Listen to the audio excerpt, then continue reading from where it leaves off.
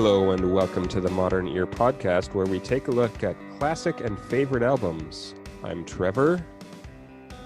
I'm Beric, and yes, it's very good to be back and to talk about music with you, Trevor, after a little bit of summer vacation for us.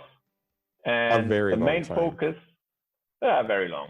But after the huge success of the first 3 episodes, we had to cash in, go on our yacht, drinking some champagne. Well, wait, okay, that was a little bit exaggerated, not that much, but still, it's good to talk with you again. And today we have the focus on the album Let It Die from 2004 by the lovely Leslie Feist. And to explain the structure of the show, we will have 4 main categories, and the first will be the first listening section. We will share our impressions, our thoughts, our feelings that came up while listening individually to the album.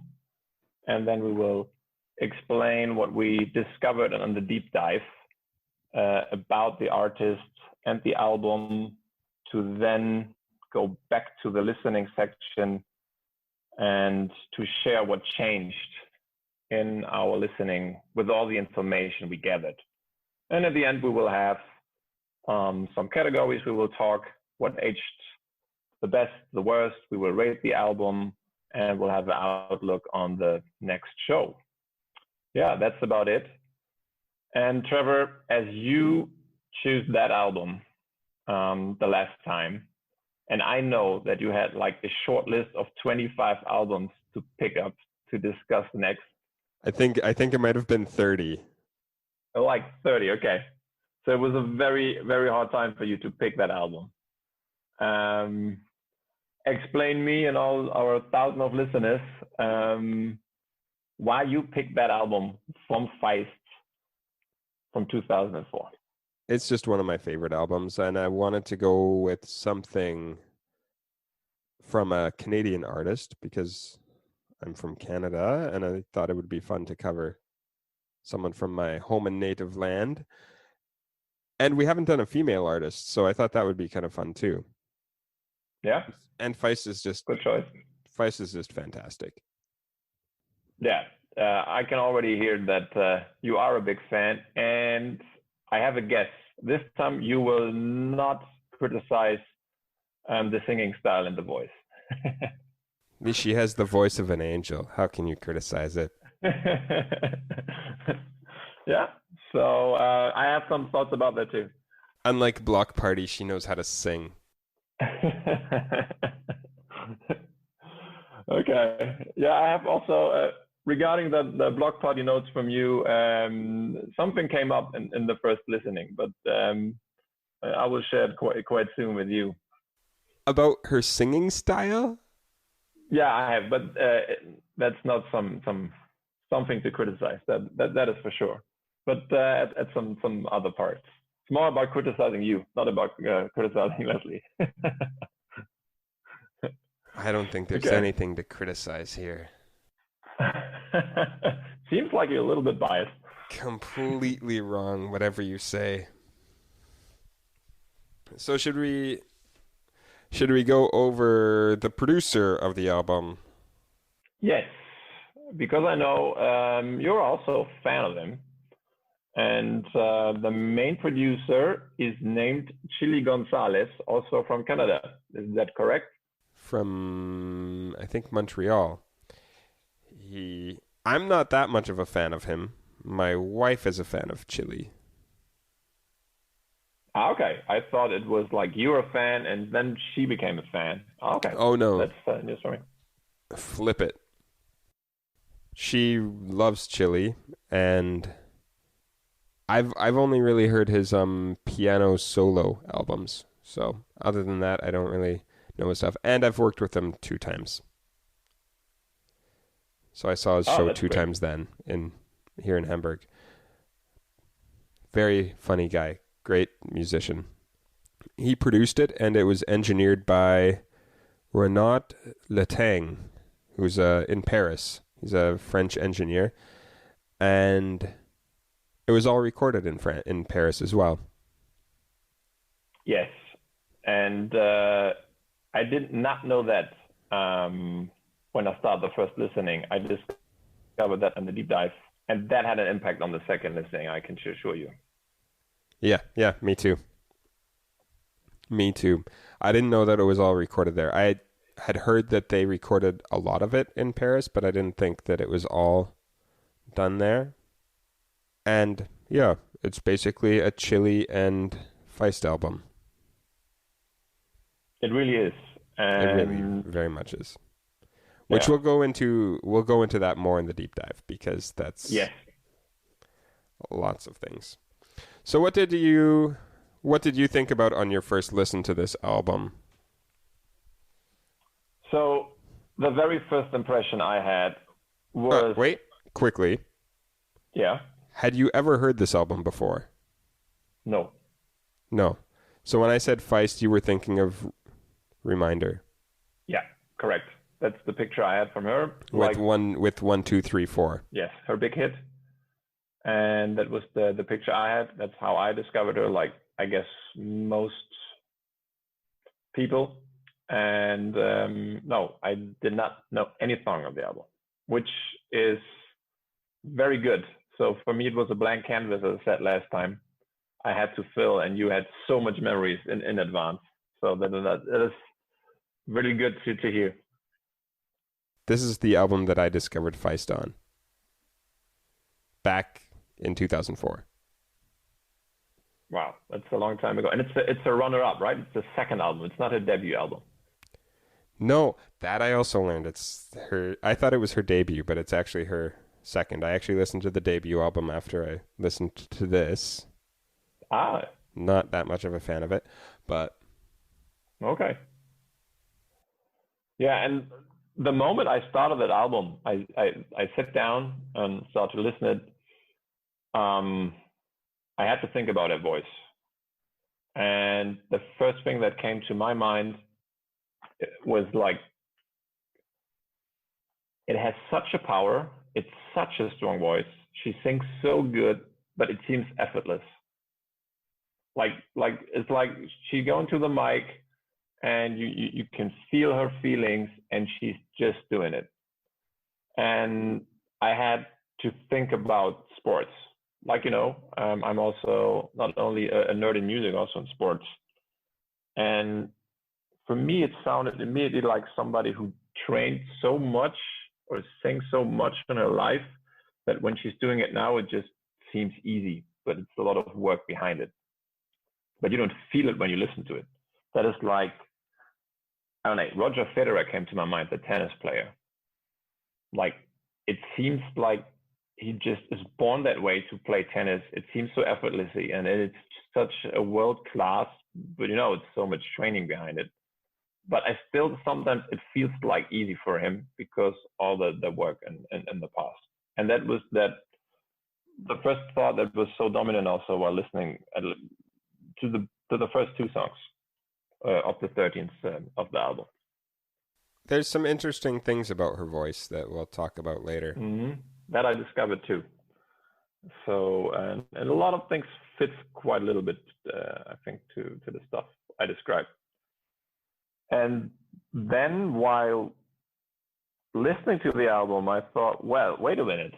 When we talked about Block Party Silent Alarm, which is of course a different genre, different band, I think I know where this is going. You said, well, I don't like this boring, slow songs. And I said, wait a minute, Trevor choose an album where the whole album is slow. That's not the truth. This is not a slow album. It's totally upbeat and uplifting. Okay, for me, it's like the tempo might be a bit slower, but it's not. I don't find this song, not this song. I don't find this album slow and boring at all. I don't find any of the songs slow. Yeah, maybe it's not slow, and you're the technician behind it. You have a better technical background, but it sounds so calm, which I like calm music, but like they're almost like mellow and I don't know. And the first listening, as I mentioned in the other podcast, I was not that much listening to the lyrics, even when they're super clear there. And of course, you get a feeling about what she's singing about. It was again more about the all over vibe that I feel. And it was like mellow and calm and said, okay, um, that is not so for me upbeating and yeah. What? It's a very chill album. Yeah, that is for sure. Maybe the thing that bothered me with Block Party was just how you could see how upbeat and like driven they could go, and then the slow songs just kind of killed it for me. I think that was the main thing. Yeah, that's about the expectations and what you know. I can really relate to that when you know which pace a group can go or what you like, and then it's shifting. That it could be hard on when it is shifting. But I have to say I really enjoyed, especially this, like also the combination of the first, especially 5 songs. And do you know why? Yeah, I know why. And again, we have so much stuff for the deep dive. So as we talk about, then it slowed a little bit down for me. Then it was, I would say, boring is a strong word, but yeah, the other songs I don't like that much. Really? Till a song that I really, really enjoy. Secret Heart. Yeah, that was then not so my favorite. Again, at the end, really? Yeah. Now at Last, I really like that song. And the very last song you really liked. Yeah, no, for me it was not the last song, because the album I listened to, I don't know in which, there are different versions regarding the last song. And in the version Now at Last is the last song. Okay. Any songs after that are looked at as extras. Yeah. So I had an extra song, Amorissima. I cannot spell it right. And this is a song I also really like. So I didn't hear that. And that was at the first listening. So that was my main thoughts. And sometimes very little stuff. Like in the song When I Was a Young Girl, like in the middle of it, there's like a small guitar section, I think. And it's the moment that hits, that's really great.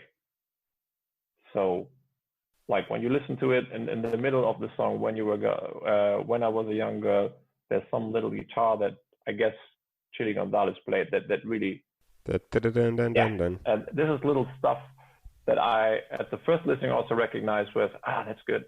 I really liked it. And I like it really when I listen to albums, when in a song there are different structures, and only if it's just for a certain seconds, there's a passage that just a little beat, a little guitar that surprises me and I really enjoyed. So this was my main observations for the first listening. And I was a little bit surprised. I also have to say that in 2004, when it came out and you immediately discovered it, that you liked it so much. A little bit also the opposite what you said about me and Block Party, that you said you were a little bit surprised that I loved the album so much, and then you thought of me as a young person. It was basically the same time, like Let It Die came out. Yeah, essentially the same time. Yeah. And I thought, well, now today I can totally see you that you like it, but in that age I thought you were more on really hard rock, and I was also a little bit surprised that you like that chill album so much in that age. That probably has a bit to do with, that was when I was in college studying, and I had a audio instructor, Bob, who actually inspired the name of the podcast. And I think Bob might have been the one that actually introduced me to Feist, because Bob would just give me albums and say, listen to this, listen to this, listen to this, listen to this. Oh, okay. Like when I was in school, Bob gave me Phoenix, and then I was like, oh, wow, this band is awesome. And that's not what I was listening to at that time. And then I started deep diving and finding other bands that kind of sounded similar. Cool. So you think did he ever give you a new band on advice that you didn't like, or you think just because he said you have to listen to this, you anyway will find it good? There we again with what the brain makes with you when with some knowledge about the music. I know he would give me like single tracks from bands, and then I would listen further. And I know that there was a few songs that I was like, yeah, no. But most of them fell right into my wheelhouse of stuff that I like. It kind of formed my current musical taste. That time period did. Well, that's good. Do you remember the first listenings from that time? What came up with you? Oh gosh, no. Okay. I was going to school and working in a restaurant until 2 in the morning, and then going to school the next day at 7 in the morning or 8 in the morning. You're a hard-working guy. I was, I don't remember that much. I remember my favorite song now, I didn't like back then. Ooh, okay. Which is pretty interesting. And what was your favorite song back then? Back then was Secret Heart. Okay. Yeah, what happened now with the first listening? I have so many notes on my first listen. Well, technically my second listen, because my first listen for the show was interrupted by a bunch of seagulls, because I was listening to it in Heiligenhafen at our vacation apartment, and I was listening to it on the balcony, and there was some kids sitting on the balcony above us throwing bread to the seagulls, and the seagulls were swooping like less than a meter away from my head, so I was freaking out and couldn't listen properly. So no respect until for my life. wife screamed at the kids, and then they stopped. Okay. And then I could listen again. But so I had to listen. I got through like half the album with covering my head so I didn't get attacked by a seagull, and then started from the beginning again. Yeah, then guide me through your second listening and all your notes. In Mushaboom, I noticed again they had so track 2.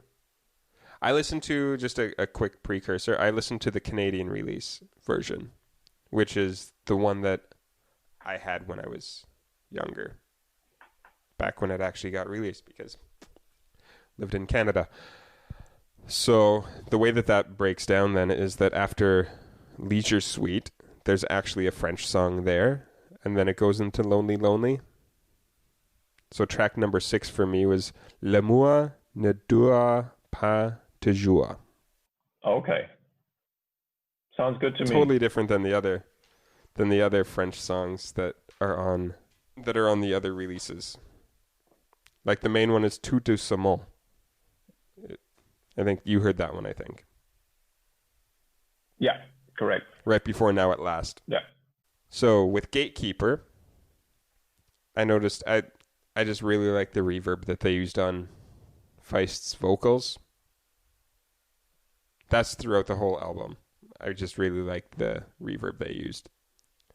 But how they did the reverb, I really liked it, and I liked the little kind of extra sounds that they use.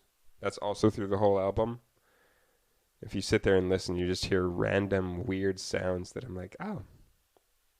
I think every time I listen to the album, I hear something new. Well, that's which great. I find kind of cool about it.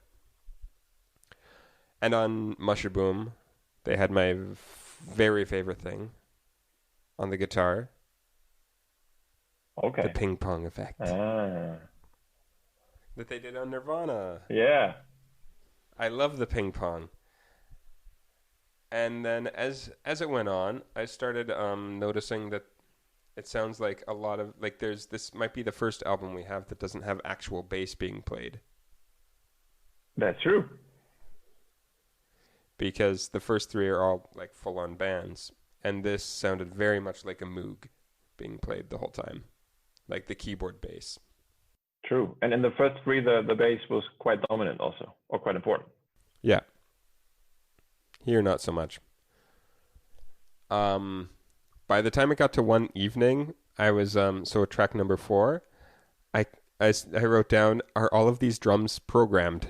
Because I was like, this doesn't sound like real drums. Like, what is going on here? And I also really like the guitar on that one, and Leslie's vocal harmonizing on everything is absolutely fantastic. On this blew my mind when listening to it. On Lonely Lonely, I I heard it once on the first listen and I couldn't find it again. On the right side, if you're listening on headphones, there's a little tiny, tiny, tiny echo of of her singing "Lonely, Lonely." That is you.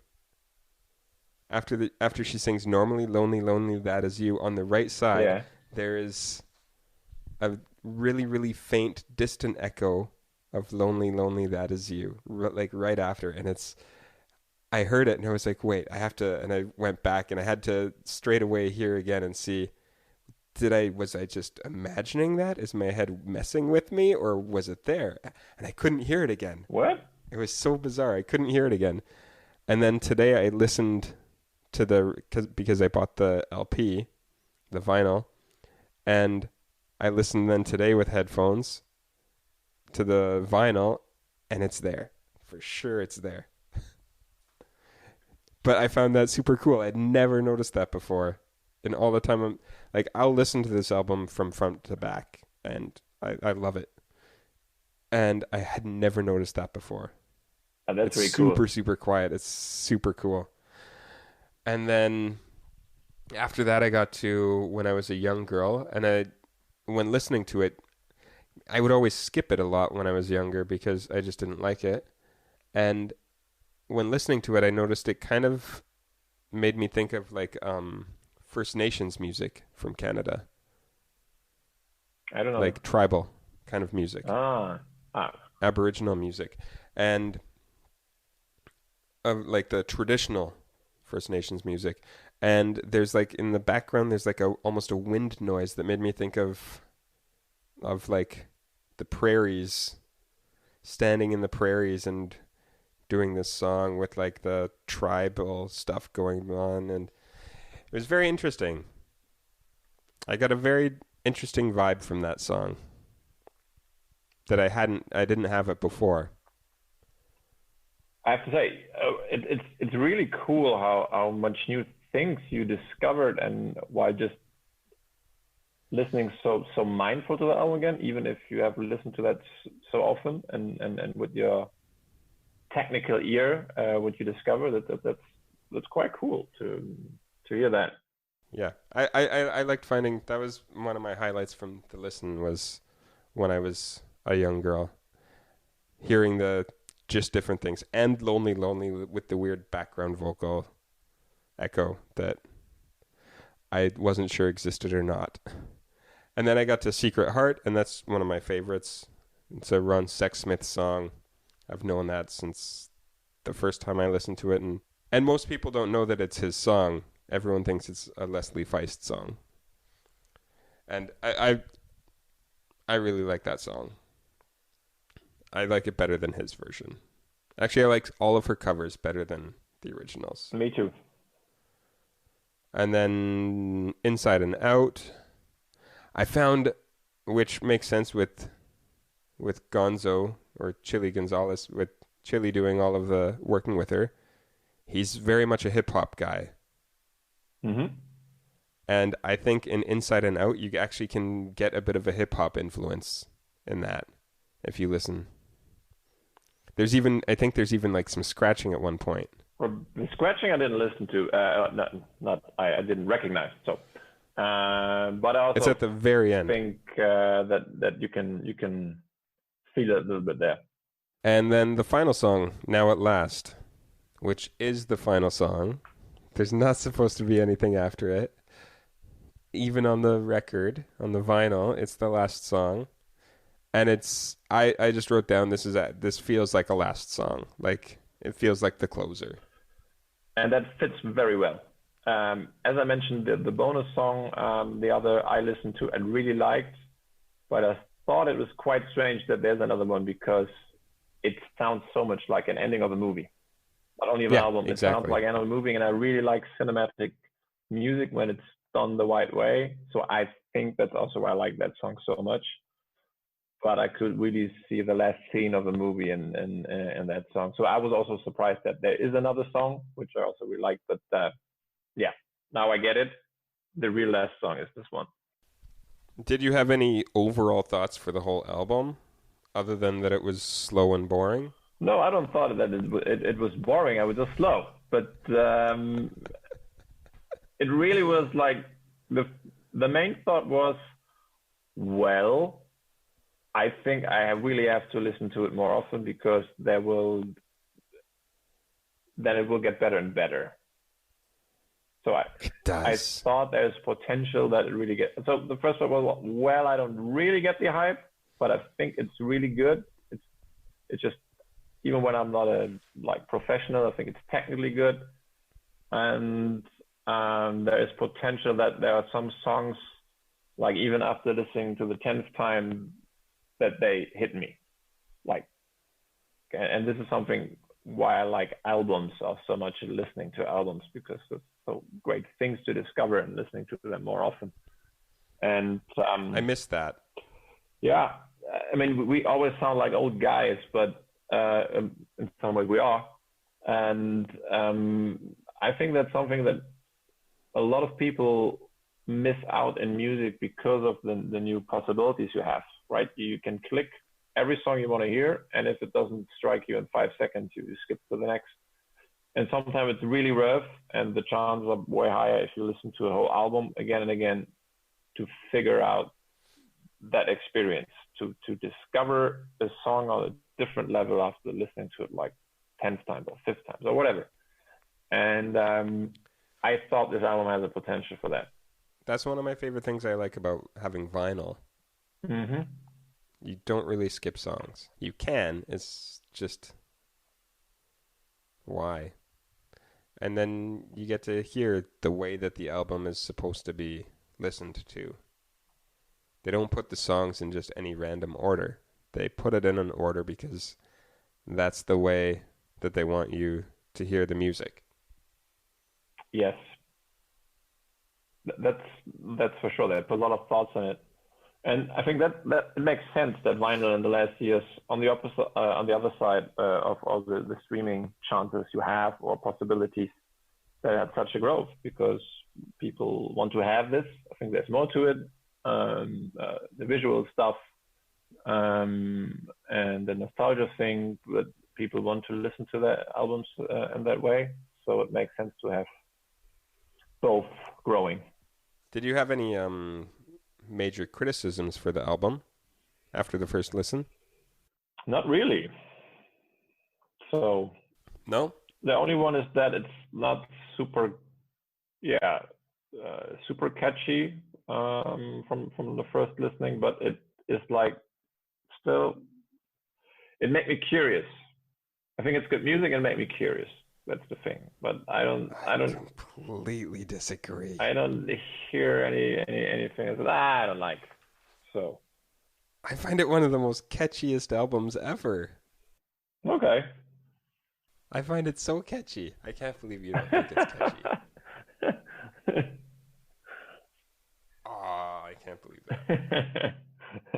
I have to say it. So to give it back to you after what you said about Block Party.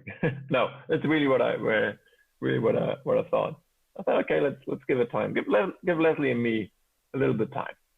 And after listening to it more, you appreciated it. Yeah. I have to agree with you. Some of the songs, when I first listened to it, I remember back then I didn't like all of the songs. Now I like all of the songs.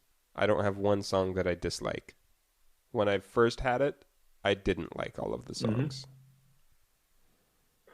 But that's so great that you like the other songs you like. You must love a lot. Otherwise, it would be such an important part for you in your music journey. And then to go listen to it like after 16 years again, and then to find songs now that you even like more or start to like, it's That's great. That's really great. One thing when I was younger and listening to it, I couldn't really find a concept to it. Like I didn't really understand the idea behind the album. Which also makes sense, I think, when you reading about a little bit how it was made. Yeah, it was a bit chaotic. Yeah. But there is kind of an overlapping theme to the album. It didn't really hit me when I was younger. Well, that was another observation I had. Even when my focus was not so much on the lyrics, I really got the feeling that she is really good in singing about feeling and emotional things, which is a hard thing to do for a lot of artists because it sounds so shallow or I don't know. But it is really, even when it's chilly, it's like so very intense that you can feel. It is, yeah. And I had in my mind back to the voice and also in combination with the emotion. Back in the 90s, there was this totally other genre, but there are these super successful singers in the US, like Toni Braxton and Whitney Houston and Mariah Carey, and they were so overdoing all the stuff, right? They were technically, I think, great singers, but they overdoing so much stuff to put all the emotions in it. As I said, totally different genre. But that came to my mind, and I'm listening to that, and I said, well, as mentioned, that sounds so effortless and still so pure and still so emotional, on a totally different on a way that is way more, bringing more feelings up with me. So it's something that came up. And I had one criticism for the album, actually, on the first listen, but I can't find it anymore. You don't want to find it. I had it written down somewhere. No, I seriously had a criticism, but I can't. And I just had it like 3 minutes ago too. Right. And then we kept talking about how good the album was, and I forgot it. It will come back, I'm pretty sure. Something else from the first listening before we go into all the deep dive? This wasn't from my first listening, but when I started listening to it at home, I had a hilarious incident with my oldest daughter when we listened to Gatekeeper. The first song. And in the lyrics, they say, February, April said that half of the year, well, we'll never be friends. She looks at me and goes, Daddy, why don't the months want to be friends? It's just words. It's just words. Always asking good Maybe questions. they're angry with each other, but months don't get angry, so don't worry about it. She was so confused. They don't want to be friends? But why? It was so good. I had a good laugh at that for at least a week. That's very good. Always asking good questions. When you don't have an answer, usually it's a good question. She's very good with that. Yeah. So after the first listen, shall we go into a bit of the deep dive, some information about Leslie Feist and the album, Let It Die? Yes, let's do it. So, Leslie, born February 13th in Amherst, Nova Scotia, which is like a tiny town that currently has a population of 9,000 people on the east coast of Canada, middle of nowhere. And she later moved away shortly after she was born. Her parents got divorced, and she moved out west in Canada, first to Regina, Saskatchewan. That's in the neighboring province from my home province of Manitoba. And in Manitoba, we like to say Regina is the city that rhymes with fun. It's the only thing that's going for it. I can understand why they moved away from Regina right after that, because there's nothing there.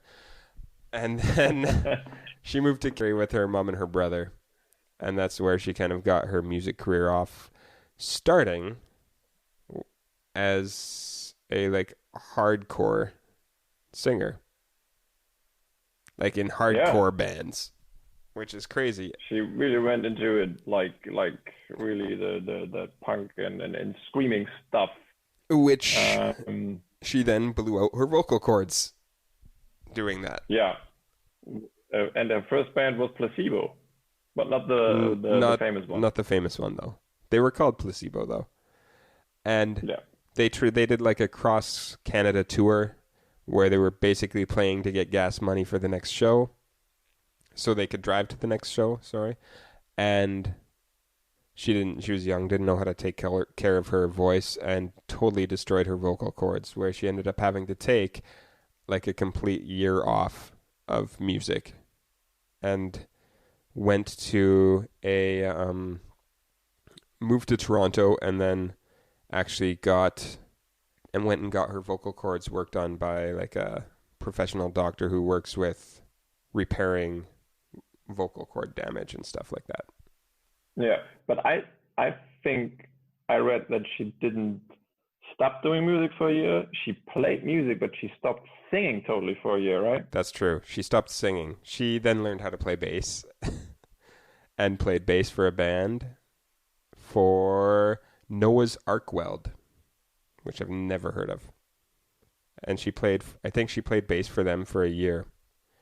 It was in a band that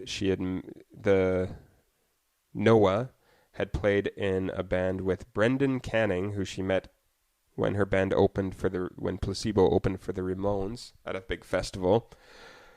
This Brendan Canning guy she met there was playing with his band, and this Noah guy played in the same band. And Brendan Canning later started a band with Leslie Feist named Broken Social Scene, which is basically like the indie rock super group of Canada. Yeah, but that I didn't know that she founded it also. Yeah, I didn't know all that new for either. me. I didn't know she founded Broken Social Scene. I just thought she was one of the many singers. Yeah, and that was news to me. And the Ramon story is also so cool. I think she was like only 16 something. 15? Yes, she was really young. And they won a tournament, They right? won a battle of the in bands. school, a battle of the bands, so they can play a gig before the legendary Ramones were playing. And she claims that back then she did not really know who the Ramones are, or so maybe you should pick somebody else. But that's a cool story. Very, very interesting fact about Leslie Feist. She played from 98 to 2000. She played guitar for By Divine Right. You probably saw that she played for No. By Divine Right. No. That's not that important. But what's really important, the first ever concert in the Air Canada Centre, home of my Toronto Maple Leafs. The first ever concert was the Tragically Hip. The band that opened for the Tragically Hip in 1999 was By Divine Right. So Leslie Feist was one of the very first musicians to ever play in the Air Canada Centre. Which is the center of sports for Canada, you could It's say. the most important building and home in of Canada.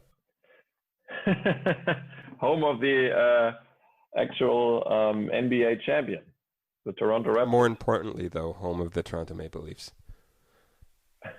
Yeah, I would agree, because the Boston Celtics anyway are better, even when Toronto Raptors are the champions. But that's not the topic for today. Okay, but I didn't find that. But I love the title of the other band, The Tragic Hip. That's great. I don't know them, but I like the title of the band name. They're basically Canadian music gods, but I can't stand them. So like Nickelback. No, people actually like the Hip. Okay. You've never heard of the Tragically Hip?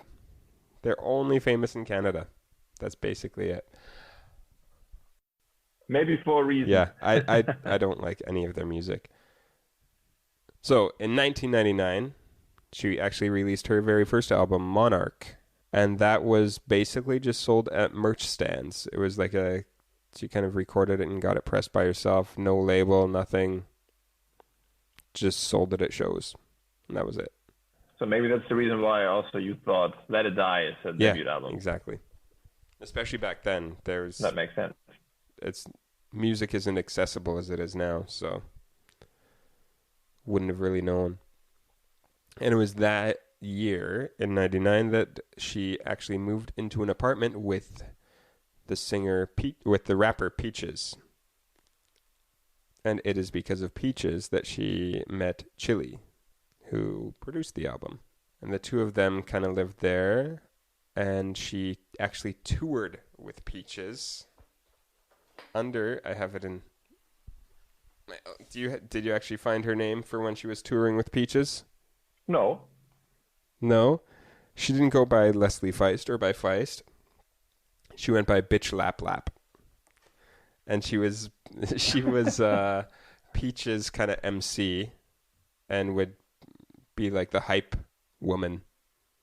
Would bounce around on stage and do like the extra rapping. And she and Peaches kind of toured around for 2000 to 2001 together. Well, if you would give me that information, like she's like one of the entertainers on the stage, with the only listening to the album for the first time, I was a little bit surprised. After I saw her interviews and a little bit other stuff and scenes from her live show, I'm not surprised at all. Yeah, she's very much an entertainer. Yeah. And yeah, she ended up spending like basically 2 full years touring around around Europe with Peaches and Gonzo. And she got kind of went in depth into this whole electronic world that the two of them were in, like electronic and hip hop, but like lots of electronic. Chili Gonzalez does lots of like sampling and synth work, and that's where she actually started kind of developing the relationship with Chili Gonzalez. And widened her range. And widening her range. Music. And in that time, she actually said that she wasn't even thinking of making an album by herself because she was just having fun, hanging out with her friends, not having to be responsible for the music, just having fun and being with friends and traveling. But luckily, it led to one of your favorite albums. Yeah. It all started though with she recorded the Red demos and actually started circulating it around people so they could listen to it. And that's ended up becoming what turned into Let It Die. It was also in that time that she started Broken Social Scene, though. She was very busy in like 2000, 2001. Yeah, very productive work. Very, very and productive. Quite good one. I think the album, though, didn't get recorded in 2001. It actually got recorded, give me a moment. In 2002 and 2003, they actually started recording. Yeah, and also, as mentioned before, in Paris. In Paris, yes, with Renaud Letang and with Chili.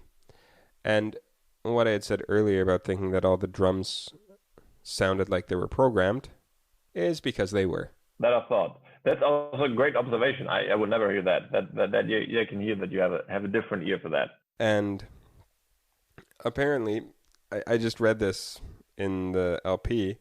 It was Chili introduced her to this whole new thing of having like synthesizers and samples, and she was very much lo-fi. And in order to open her up to the idea, they actually started recording covers, which is why exactly half, it's an 11-track album, and exactly half of it is covers. We'll get to that in a moment, of how half of an 11-track album exactly half can be covers. They started recording covers, though, so they could kind of get loose and kind of find their vibe of how they would make an album. Let It Die was never supposed to happen. It wasn't supposed to be an album. And it's just, they started kind of messing around, and it was such an open environment with just the three of them. It was 3 people in the studio, and that was it. Feist, Chili, and Letang. Every time Feist and Gonzalez would have time, they would go to Paris and record some tracks, because Chili and Leslie are very much, in that time, they were very much kind of home studio people. They would just record at home. I read one interview with one of the guys from from Broken Social Scene where he said on the red demos you could actually listen to Feist singing and you would hear the traffic driving by in the background because she just recorded it at home in Toronto. And the studio then in Paris is like this elaborate, massive studio that the two of them were like kids in a candy store. They're like, ooh, let's try this and let's try this and let's try this. And that's, I think, one of the reasons why the album is it kind of genre hops a bit. Okay, Because you have like jazzy numbers and then disco and then just quiet and laid back. And then there's even ones that have like the Paris feel to them. okay. So I did not know that they in between they like changed the scenery and they're coming back to Paris. So in my mind, I just thought they just stayed in Paris and they then recorded it. No, this is why it took 2 full years to actually record the album. Because they were on tour and then would go back and then record. Mm-hmm. Which also then fits to that like what you said, you're not sure like how it fits together because of the period of time, because of the process. What I also found in an interview, and that fits quite well to that description, about Let It Die, she said, well, that album should like a 50% from Chili Gonzalez, 50% from me, and it just happened that at the end my name is on it. So at the end it's an album from both of us, and that fits quite well about what you described, how the impact in this case of like basically more of the producer than just the producer, or just are. I thought also that it was quite interesting. He very much has his stamp on it, and it was actually the first album that he ever produced another artist on. So that's another reason why I think there might be this big feeling of Chili Gonzalez on the album, because he'd never done it before where he helped someone else make an album. It was an experiment for Leslie Feist going and kind of stepping out of her comfort zone of the lo-fi indie rock where it's just guitars and singing and kind of your standard indie rock. And she stepped out of the comfort zone and went into this whole electronic world that she'd been kind of experiencing with Chili. And he kind of stepped out of his comfort zone of kind of just doing his thing and only his thing, and then collaborating more with her. Yeah, it really paved the way for both for the future career, I think. The all over process. They had their issues later though with the next album. They made Reminder together as well, but Chili did not want 1, 2, 3, 4 to become a song. Okay. He said it wouldn't do anything. He said it was a waste of time even recording it. So she actually recorded it on her own without him knowing and put it on the album. And he felt super betrayed by it, apparently. Yeah, and then it became a biggest hit. And what I also forgot, like it was on the Apple commercial. Yeah. And so it was everywhere. The most famous thing of her is like the Sesame Street 1, 2, 3 stuff that almost everybody knows. So okay, I can understand why he was he's not so happy about that. Well, all of that was totally new for me. So I did not know that, especially the Broken Social Scene. I was, what's going on here?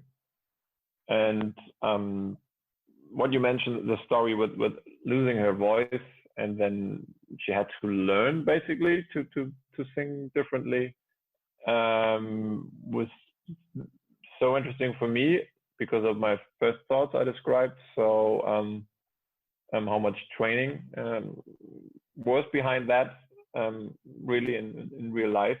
And I also did not know that the second part of the album were cover versions, because I did not know all the songs.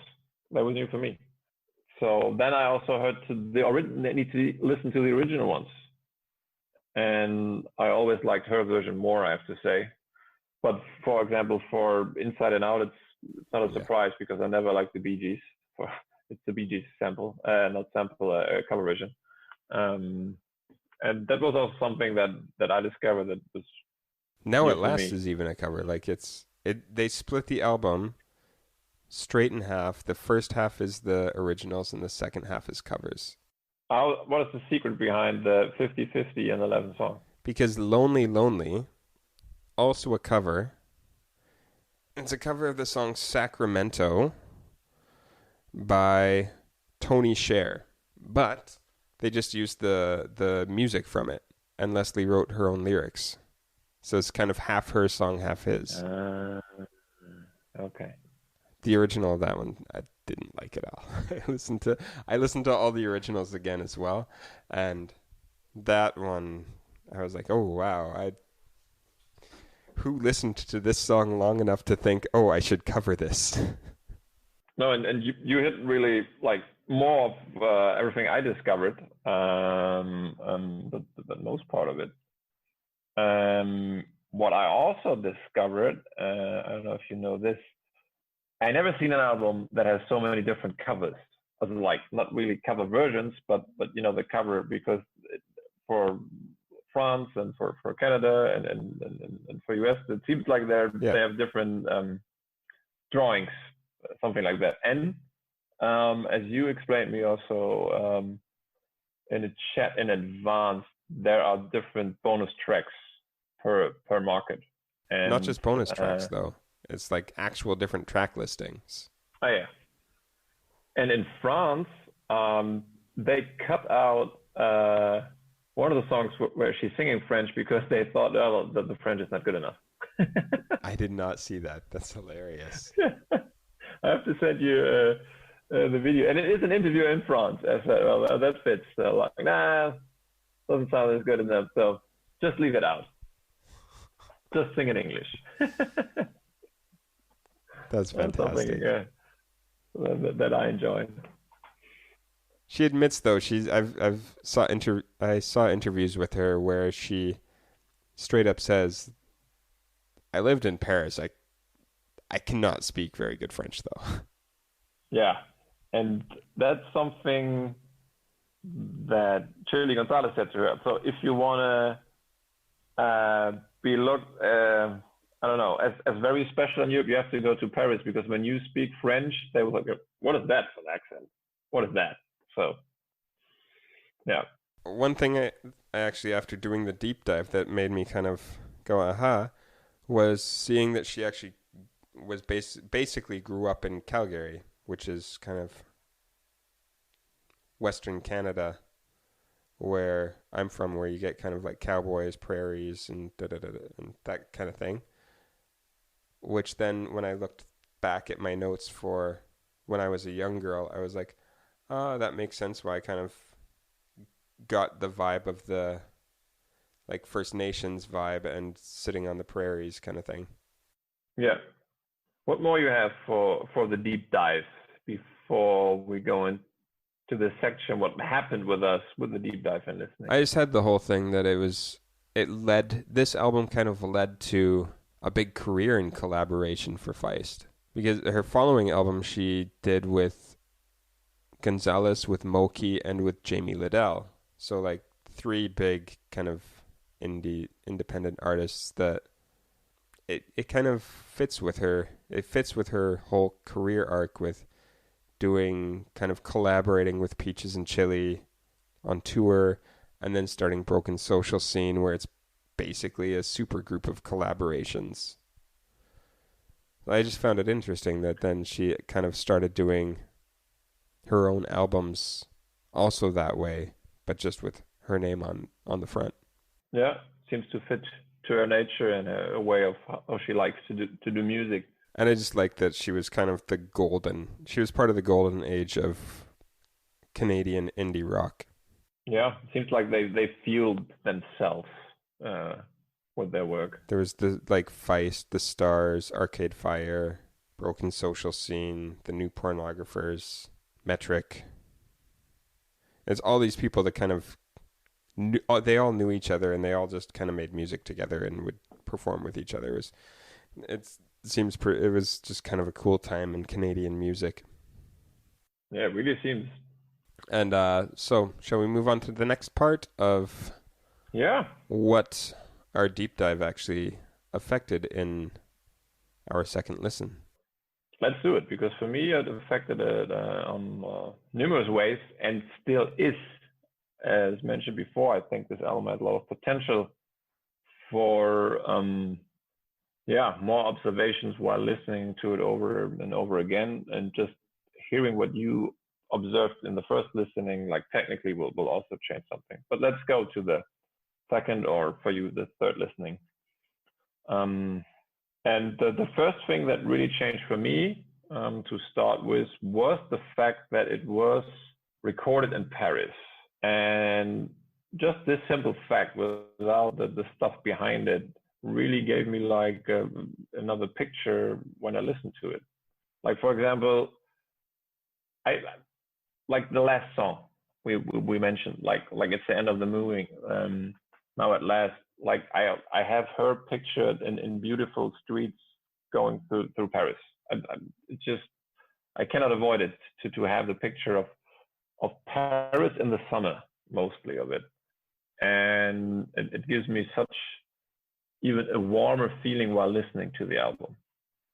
And for example, like, you know, I have so much pictures then in my head. Like for Mushaboom, the second song, when I'm listening to it, it's like waking up and having a coffee on a balcony, but with a view on Paris. That's what happened in my mind just with that fact. So that immediately changed the listening. I listened to the when I was listening to especially her original songs. It's because I know she's Canadian and I know where Mushaboom is based on an area in Nova Scotia. There's an actual place that it's kind of based on, and I think she has an aunt that lives there. So I was every time I hear it, I just kind of picture Nova Scotia. Okay, yeah, that's totally different than Paris. But for me, it was Very, very different than that the Paris. picture I had. Big thing for me. Another thing I actually read about was Latang. Actually, this affected my listening later as well. The producer Latang, or the engineer Latang, said that he wasn't used to working with singers that would do their own harmonizing so much, Okay. where Leslie would record and record vocal tracks over and over again to get different harmonies. Oh. And it was a thing for him that actually took him out of his comfort zone because he wasn't used to doing it.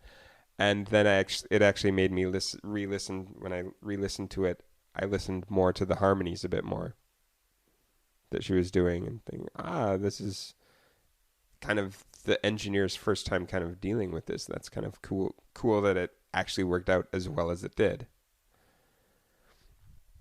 And then reading that basically all of the instruments were done on synthesizers.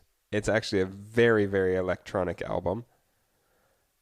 Leslie plays guitar. There's a guy that plays saxophone and a guy that plays trombone. Gonzalez plays piano, and the rest is synthesizers, it seems. And I think it's like an interesting fact because most people, when listening to it, will not think that it's an electronic album by definition. But Yeah. yeah, no, as you said it, I for some sounds, I think it explains a lot. It's, with the drums, it explains a lot. With the bass, I mean, it was Moog the whole time, I think. So that the bass and the drums, I kind of figured. The bass for sure I knew wasn't a real bass, but the drums and just the fact that even the strings, when you listen to it after knowing that it's synthesizers, you kind of recognize that. I hope it doesn't ruin it for me now listening to it because that would suck. But when I listened to it after knowing that it was synthesizers the last time, I just found it interesting. It didn't bother me or anything. And I think they used it, all of it, very carefully. Yeah. That's something that also became way more clearer for me in the second listening, while reading about like the work with Chili Gonzalez. That again, like a little bit like in sports, you always try on the best version to make as less movement as possible.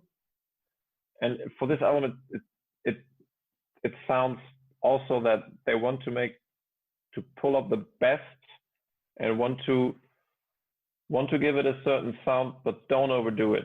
It seems like they were very careful about it. Like, well, Chili Gonzalez gave her a new world of techniques, and they want to work with that, but don't overdo it. And I think they made a very good part in that. And with that in mind, even when they don't say it in interviews that way, but that's how I felt. The second listening was even more. It was more, I don't know, crisp and clear the sound on a very nice way for me. I find that it's actually a bit of a mixture of just what you said with having it, that they didn't push it too much with the electronic feeling. I think that might have had to do with her whole lo-fi sensibility that she has had. So they actually combined the electronic feeling from Chili, where he full on builds beats basically for the whole album, but they still kept it kind of lo-fi almost, where it's not overdone. Yeah, and I'm a fan of that. It's a very produced album, but it's produced, but it's not too much. Yeah, I think it's well produced. And I'm a fan of that. Less is a lot of times more music, I think. I don't know if I told that in another podcast, but like Rick Rubin says that also in a lot of interviews, the famous producer, that most of his part is a lot of times to cut things away, not to bring something new in it, just to figure out what's too much. And seems like they also at least were careful about it, whoever that was, more she or him, or like it was like the process.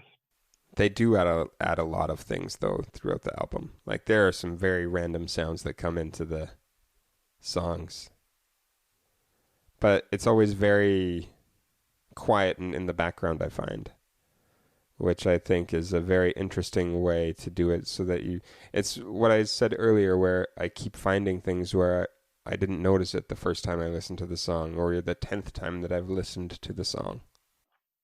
Yeah, and I'm pretty sure I will discover a lot of things at the next listening I will have for a period of time. Anything else from the... Well, also from the first listening, at some songs, I have to check which one. Sometimes, again, to the pictures of mine while listening to it was like, oh no, that is a nice song. I was like in Toronto in the winter and everywhere snow, and then later it was Paris in the summer. So just because of the information, it's always interesting for me how the brain works. And another thing was like, I mean, it's the title track, but Let It Die is like as written back then in the review of Pitchfork.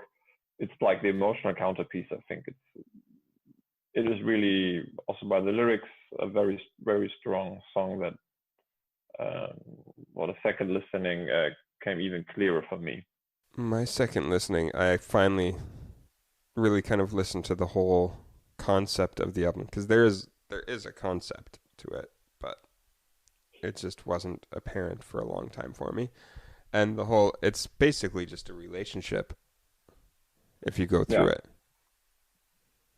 You get like Leisure Suite and One Evening are about one night stands, and Gatekeeper and Mushaboom are about like dreaming about Gatekeeper is just the opener, but Mushaboom is like dreaming about what will happen with a new relationship, what you want in a relationship. Let It Die is the end, about relationships beginning and ending. Yeah. It's very much very much a album about relationships. Yes, and a very good one. That is also, and the second listening, I had more focus on the on the lyrics, and it's very very well done.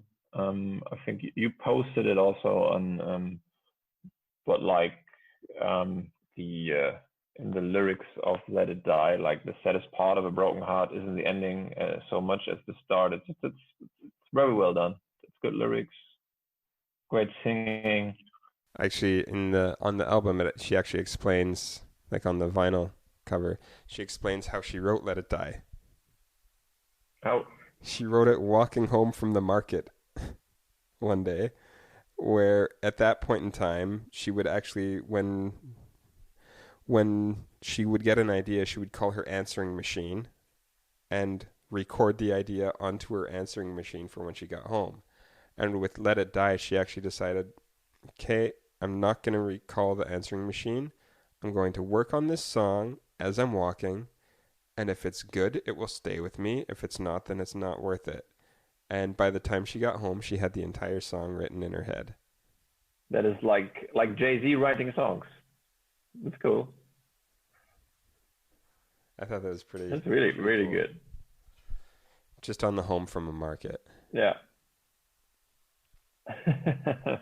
What did you do today? I walked home from the market, wrote a new song. It's gonna be on my new album. Which will be the title song of my new album, and that will pave to a great career. Well, stroke of genius can happen everywhere. Mostly when you don't expect it comes. Yes. Shall we move on to some reviews that the album got? Yeah. And our own reviews. Yes. I already mentioned one. A lot of the from Pitchfork, they gave her an 8.1, is what I saw. Yeah, which is quite good. Which is quite good. Lots of other places gave her a 3 for Let It Die. From 10? No, 3 stars out of 5 stars. Okay. Yeah. So. Still not that good. That's like 60%. Yeah. But especially at Pitchfork. 6 stars out of 10, essentially. 8.2 is... Pitchfork gave 8. Or 8.1, something like that. But in the 8 range. What I found interesting was from Vice. They wrote, "The lack of a single sound or focus is exactly what makes it such a Toronto album. Itself a varied multicultural landscape with a bevy of influences." I like it. I found that kind of cool. That's a very good review. I like it. They didn't give a rating, but they said the combination of vocals, beauty, and the Parisian je ne sais quoi, it is clear why Feist became a star after this album. Also a good one. Which also fits. Rolling Stone gave her a 4. AllMusic gave 4.5 stars. Irish Times said it's an informed pleasure from start to finish. And the Boston Phoenix said that it has occasional bland moments. Which seems what you thought on the first listen. Did you find any interesting things in the reviews? I think the main thing was that most critics agreed that the first part with the songs that were not covered are the stronger parts. I didn't see that anywhere, like really. Pitchfork, for example, and maybe I just skimmed over that because at least in 2 or 3 they mention it. I think in one German one, Laut.de, and in Pitchfork they mention it. Yeah. One thing that a lot of the reviews mentioned too was it's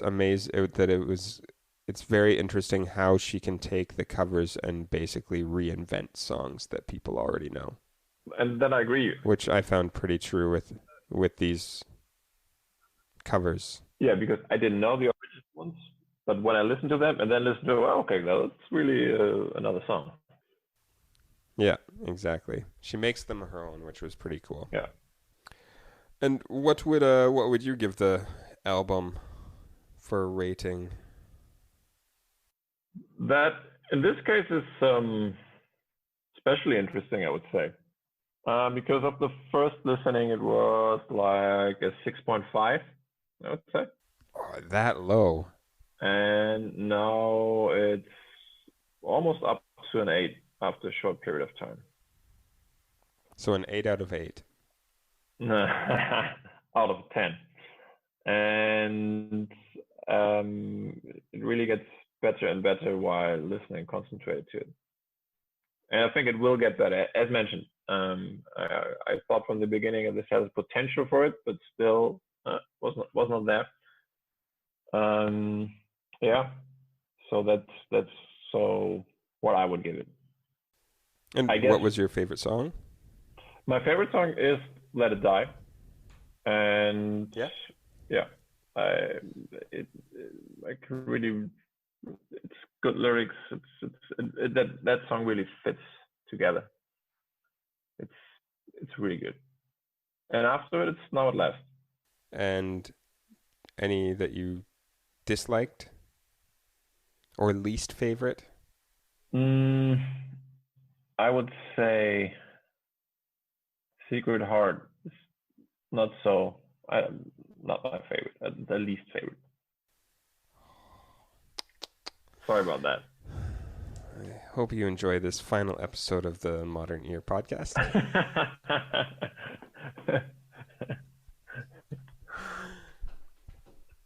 No, I I would give it at least a 9 out of 10. This album, I find it fantastic. I can't. I have no songs that I dislike. I like every single song on the album. My favorite though, which I used to hate, Hey, is When I Was a Young Girl. I not hate, but I didn't like it. I skipped it every time I listened to the album. No, as I mentioned, I like it. When I Was a Young Girl is my new favorite song on the album. Okay. I really like that one. It's become our new family song. That's The oldest daughter walks around singing it through the garden. the anthem of the Wallaces. The Wallace anthem. Mm-hmm, cool. That's a quite good one. As for what we've done in past episodes with talking about how it affects anything, it's just an album. I don't think it affects the culture at all. It might have given a boost to indie rock out of Canada at the time. Actually, it did. Not maybe it did, but I don't know that it really, other than launching Feist's career, I don't think it really had a cultural effect so much. Yeah, I would agree.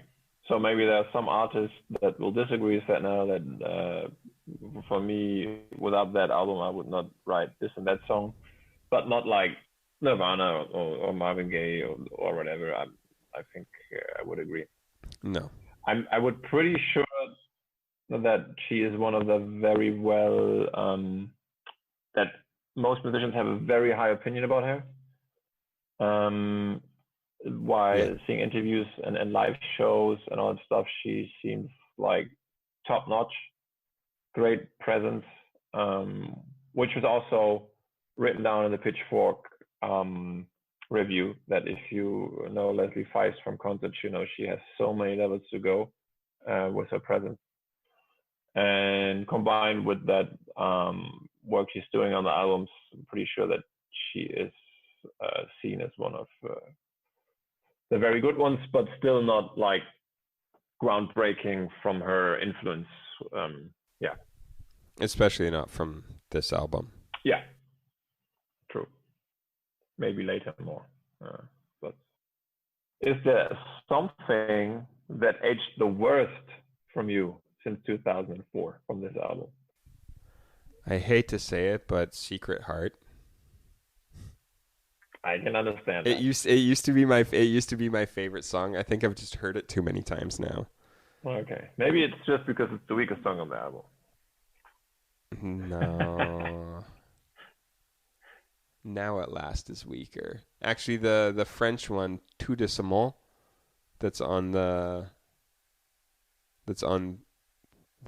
other releases other than the Canadian one. That's the weakest link. I don't like that one at all. Or I like it, but it's easily the one that I don't think holds up to the rest. But as for aging, I don't think that anything has... it has to be just because I've heard it too much, Secret Heart, yeah.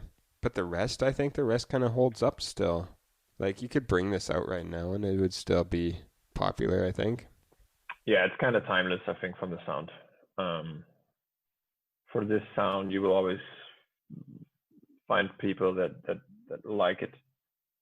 Um, I'm I'm very sure about it. It did kind of create her signature sound. Like you know that you hear it and you're like, well, that's Feist. Yeah. You can see where the building blocks are placed for Reminder and further albums. And this is something that I think aged maybe the best. That is like it seems that it fits so well that she knows what an artist she is and what she want to do. And when I saw interviews with her after Let It Die and now, and I don't know, she has a great presence. Um, Made other great albums, great songs. She's very still present, I think, as an artist. And this album is now a couple of years old. So I don't know. I would say she, as an artist, in general, aged really, really the best. I could see that, yeah. So give an example. Like we talked about Block Party and this band. Well, that the name exists, but not really anymore. And I know it's like when you talk about Block Party, it's like something from the past. For Feist, it's not the case. Like she's as important or as good as a musician like then. And this is also something very rare, I think, and that aged for me the best. Yeah, I would agree. And after a couple of takes, I had, like we said, what? It's really hard for me to say what aged the worst for this album. I don't really can find something that doesn't fit. I think it's quite interesting, as mentioned, how many different art cover arts there are. But I think that's a cool thing also, and that they had different versions on different markets. So but it's not something negative. So I don't really find something that aged not good. Other than Secret Heart. Yeah, but well, it was anyway not good at the beginning. So.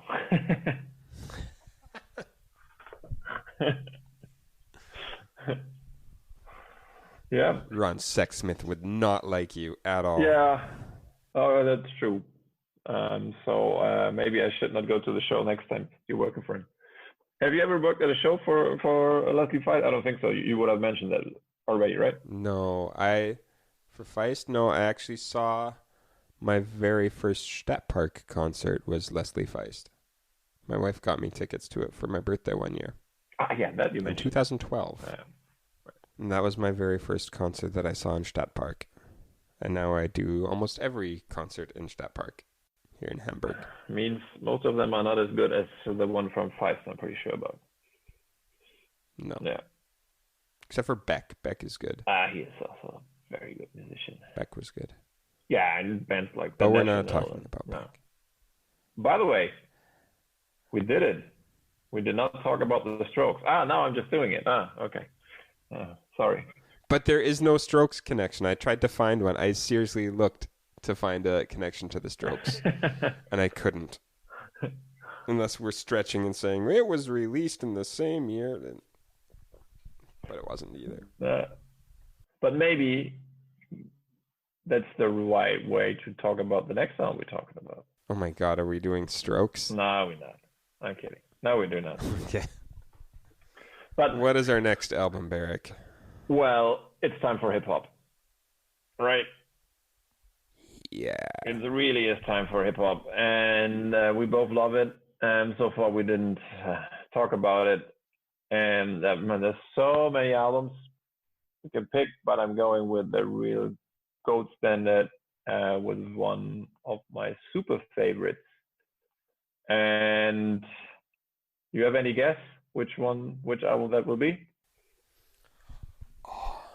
You have to give me a hint. East Coast, West Coast, or mid-U.S.? East Coast. 90s or early 2000s? 90s.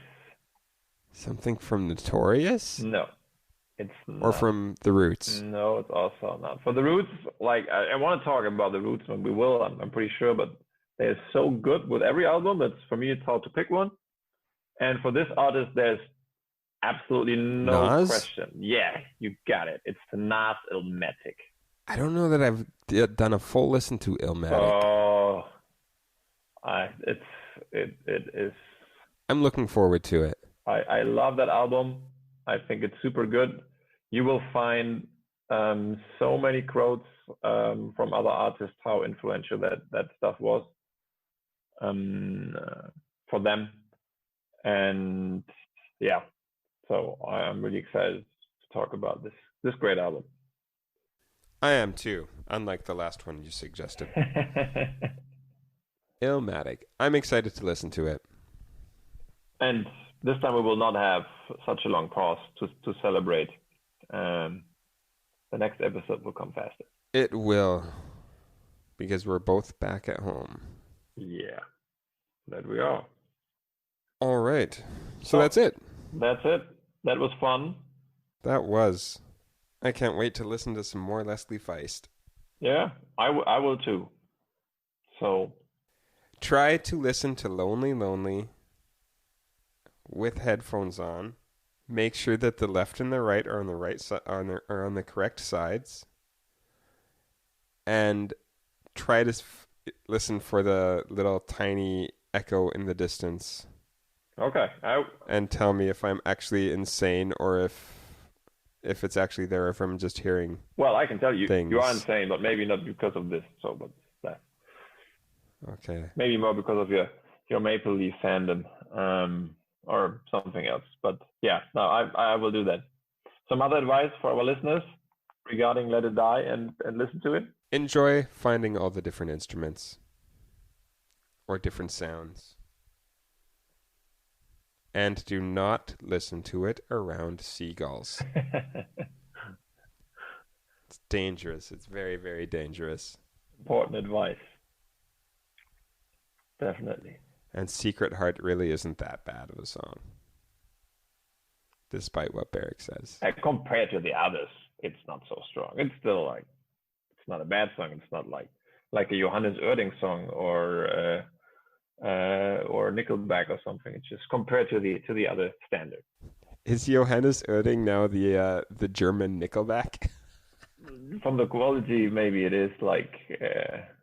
Well, the question is if it's also already so much liked to hate him, right? When everybody loves to hate Nickelback, that I don't know, but I just know that he's very bad, and I hate his music. All right, that's the end. That's the end. I'm calling it. Yeah, we're calling it. So, yeah, very good. Thanks for listening to the Modern Ear podcast. Please subscribe to the podcast on your favorite listening platform. And remember to rate and review and share the show. You can follow us on Instagram at the Modern Ear Podcast for updates on upcoming shows. That's all for this episode. Thanks for listening. Talk to you next time. Bye. With Nas Illmatic. Bye.